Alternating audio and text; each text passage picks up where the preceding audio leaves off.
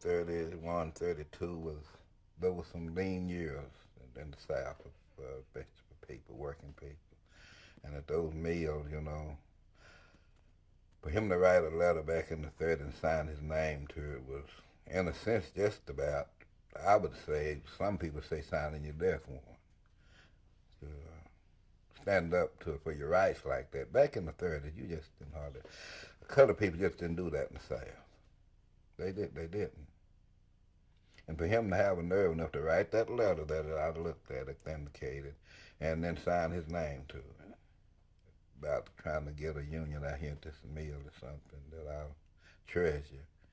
You for getting it to me, and for enlightening me on it, and for him for doing it for the rest of my life. Really will.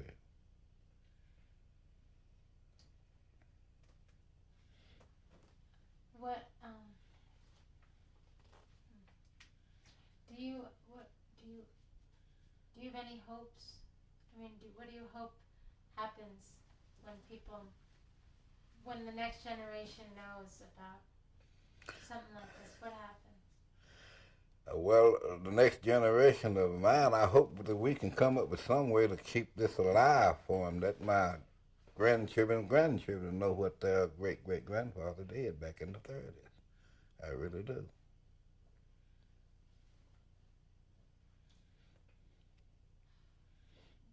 What does that period of time, that 30s, represent for you? What does that represent? Just the hard times back in the 30s. You know, back in the 30s during the Roosevelt administration, that's when we was just getting out under the depression, you know. And I guess he put all these acts into law trying to help people. And he was showing the black man that he had just as much right as anybody else to a fair job, as a fair salary as anybody else to make a living in this country. And that's why those laws were passed. And I'm saying that's why after they did this, my father didn't think that he was at 6, 7 hours a week. That's 2 weeks in one.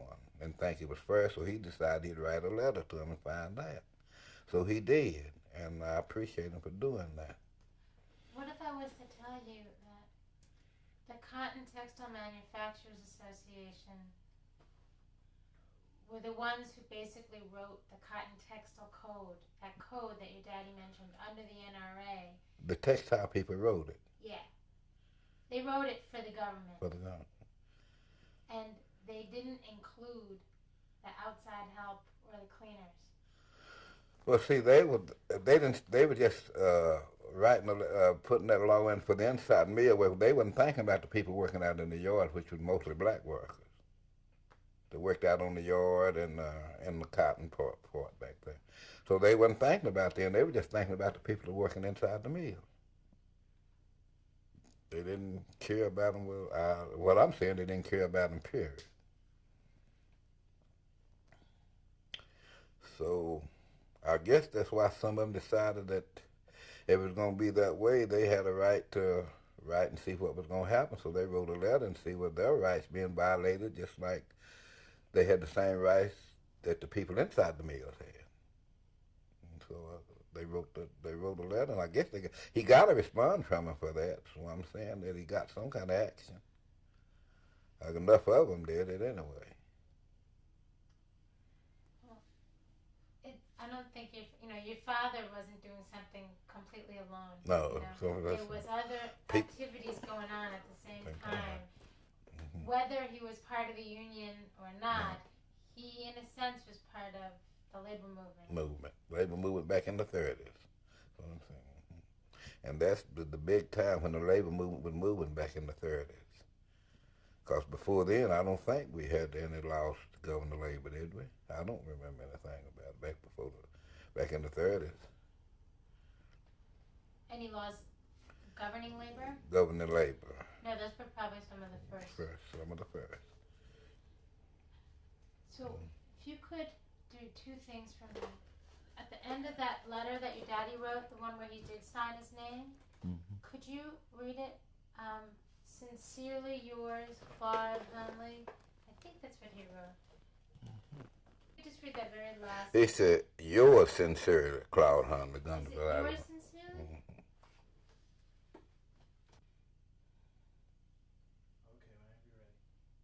You ready? Yep. Yours sincerely, Claude Hundley, Gunnersville, Alabama. My daddy, my name is Claude Hundley Jr.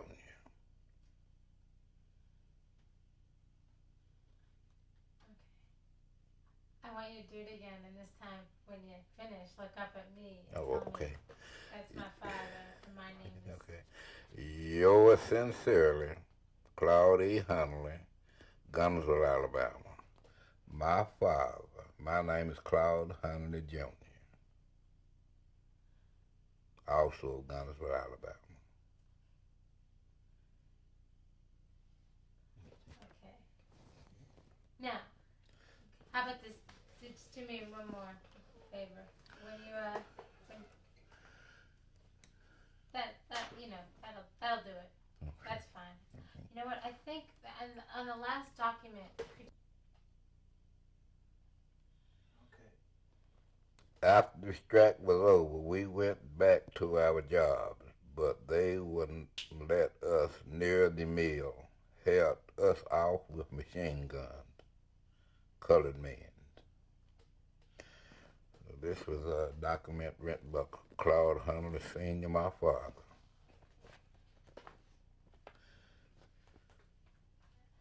What do you think? I think it's wonderful. You think it's wonderful he was held back with a machine gun? Now, I think it was wonderful that he wrote what he wrote, but I think this was terrible to hold a man back from his job with a machine gun, because he's trying to figure out a way to work to make a living for his family. I think it's awful. But I thought it was wonderful the way he stood up for his rights back in that time. That's the wonderful part of it.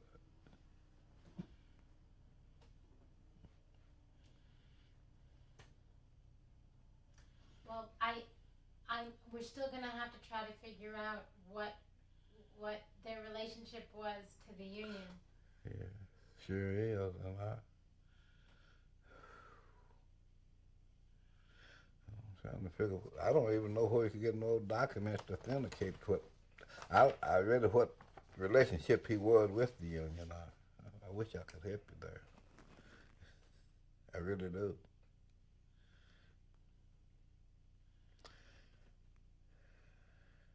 But from what I can read that letter right there, I don't know whether he participated in the union drive or not. But back in the 30s, I really don't know. If I had my thoughts, I would say he did, but I can't be for sure. But he wrote that same as about 100 other people. Can you say that? But he wrote that same as about 100 other people, so he must have been affiliated with it some kind of way. He must have been with it some kind of way.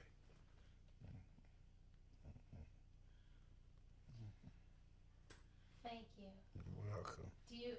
We're done, but is there? And we're gonna do something over your shoulder. But before we finish, before we break from this setup, is there anything else that you'd like to add? I'll just place it down. Finish. Is it before we read over your shoulder the letter? Is there anything else you wanna? Well, all I want to say, I really appreciate you, and for, like I said, for enlightening me on that letter, and then you and your crew coming here doing this document on it about my father, and authenticating that he really wrote it from the letter that you got and from the old Bible that we got from my auntie to authenticate that he really wrote it, and I appreciate that. Well, we appreciate you. And I know y'all got a terrible job. I'd hate to have it. Yeah, I would.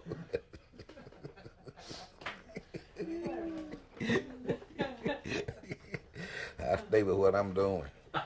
What What are you doing? Cement.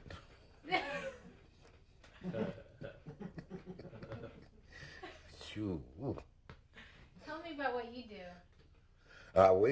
Well, right now I lay brick, post cement. And I used to be a cub, but right now we putting in drainage system in Gunner. Yeah, you've lived. Can you tell me how long you've lived in Gunnersville? If you've lived here all your life and you never left. And what is the role of what is it? Tell me about that, and then what have you always heard or not heard about unions? I was raised in Gunner. I was born out here in Warrenton, which is Marshall County. And I was born and raised here in Gunner. The only time I left Gunner, 2 years I stayed in service. And Gunner's never been much of a union town. I used to belong to the brickmaking local out of Decatur years ago. And then I worked for Coca-Cola Company. I joined the union, the Coca-Cola Union, East Union, South Drain for 3 or 4 years. But I never know Gunner to have much union. But after these mills got in, these feed mills over here, I think some of them are unionized. But just for a town, I think Gunner is one of the best places I've ever lived. I love the lake. I love the people. We have some wonderful people in Gunner. You can have some bad people in any town, but Gunner overall is a good town. And what do you think about the region, the South, and the South has made some wonderful changes. It's not as bad as it used to be. The South has made some wonderful changes there. You're not gonna never get a Southern man to accept a black man as his equal. That's out of the question. But we get more respect from him now. But you're still gonna be a colored man, and he's a white man. Is he on camera? Bam. I don't care if that is truth. I was gonna tell you how you ask me how I feel.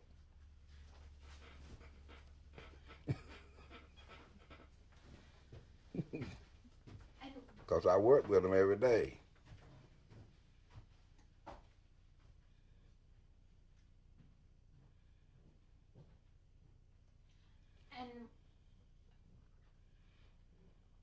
And what about the fair day's pay for fair day's work and the notion of unionism or change? Now, right now, it's not a problem, not for what we work at, because I've been in construction all my life. But in the South. But years ago, I could be working beside him, and they would always pay him $1.50 more on the hour. Now, when I first started laying brick, I laid brick with them, and some fine bricklayers, and they would always pay them $1 more an hour than what he did. But now, some of them are a little still on a little higher pay scale in the world, but you're getting it more equal now. It don't bother me. I love it. I love the South, to be honest with you. I do. Why? I guess because of it. I was raised in a small town, and right here, and I have a lot of friends here, and I've never traveled too much more than when I was in service, and I don't know much about the other part of the country. So I just I love Gunners, but I love the South. At least this part of it. I don't know now. I can't tell you about on down further. I've never been that further. Okay. All right, we're gonna take a picture of the letter over.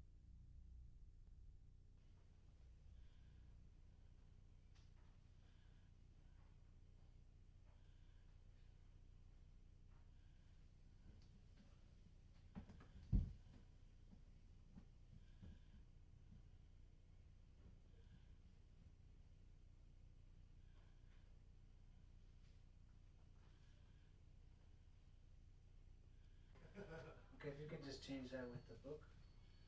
Yeah, bring the book over and then put the paper down. Okay. Down. Okay. Yeah, and open up the book the way you have the book open. When you were trying to show you were comparing Comparing their the handwriting. Yeah. Okay.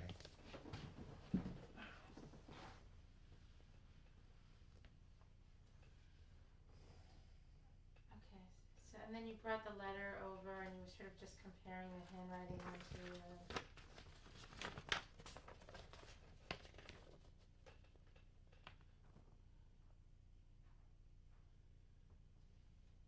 she's upset. She's alright, but I mean, she's joking with me, but she's probably upset. She said you're probably not going to use it, but. Okay. Okay. Bible anywhere? Or does he just put the family name? Just family name. Just but the Claude. Hundley must be there. It's the Hundley. So maybe we could find the Hundley to the Hundley.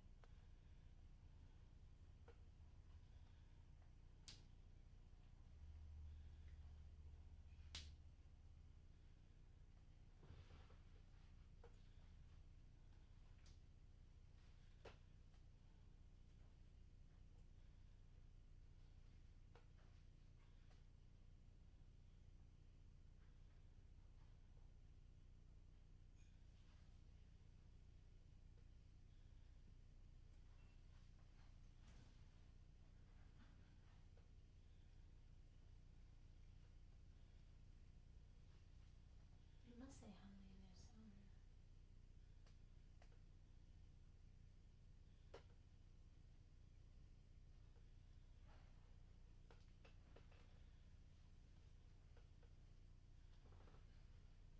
Okay.